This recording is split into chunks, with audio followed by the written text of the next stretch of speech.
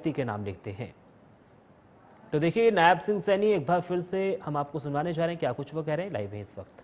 आज के वर्तमान के मुख्य चुनाव आयुक्त पर क्यों मर रहे हैं, क्यों वो बोल रहे हैं, इसको यही नहीं पता लगता कि क्या हो रहा है क्या नहीं हो रहा, पूरी जानकारी उपलब्ध नहीं होती। कहीं ना कहीं से स्क्रिप्ट आ जाती है, उसको बोल देते हैं। जहां तक कर्नाटक के अलंग जो उन्होंने विशेष रूप से टारगेट किया है, अलंग विधानसभा क्षेत्र की उन्होंने बात कही है, जिसका हवाला राहुल गांधी दे रहे थे अपनी प्रेजेंटेशन के अंदर, आपने भी सुना होगा, पूरे देश ने सुना। एक हाथ जेब में पैर रखा था, जेब में पैका बता रहे थे।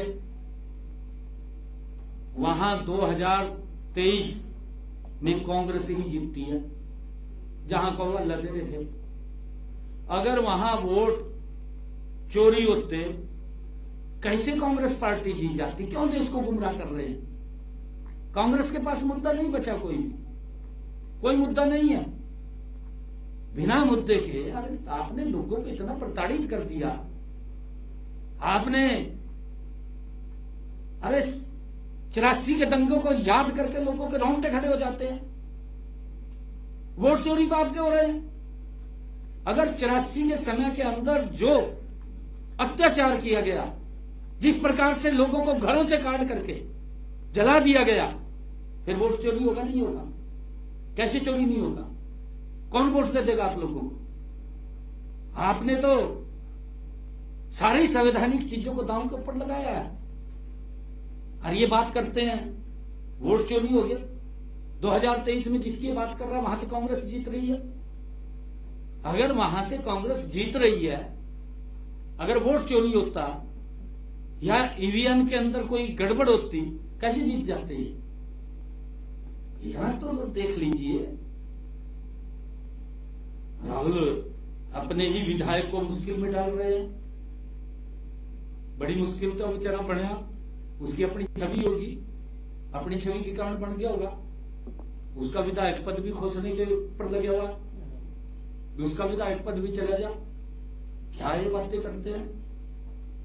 सच में राहुल गांधी जो भी वक्तव्य उन्होंने दिए हैं उसको तोड़ मरोड़ करके जनता के सामने झूठ परोस दिया है, भ्रमित कर दिया है।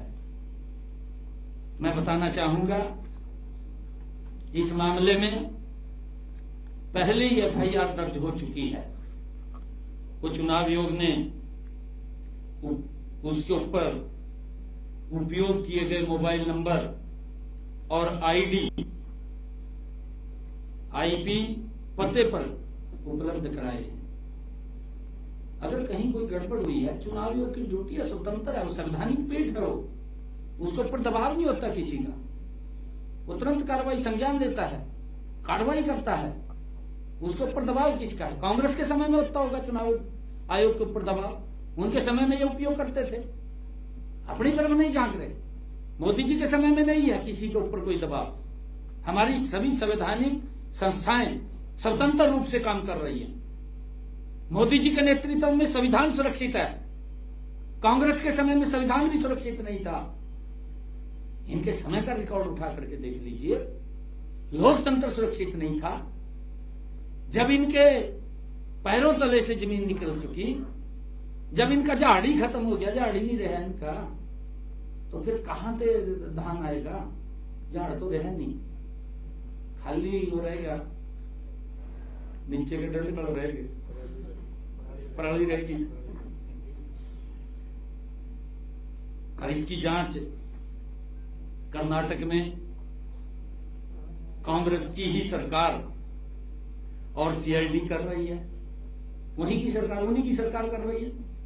सीआईडी वहां की नहीं की सीआईडी है इस टाइम। तो मैं राहुल गांधी जी से ये पूछना चाहता हूं कि अपनी ही पार्टी की सरकार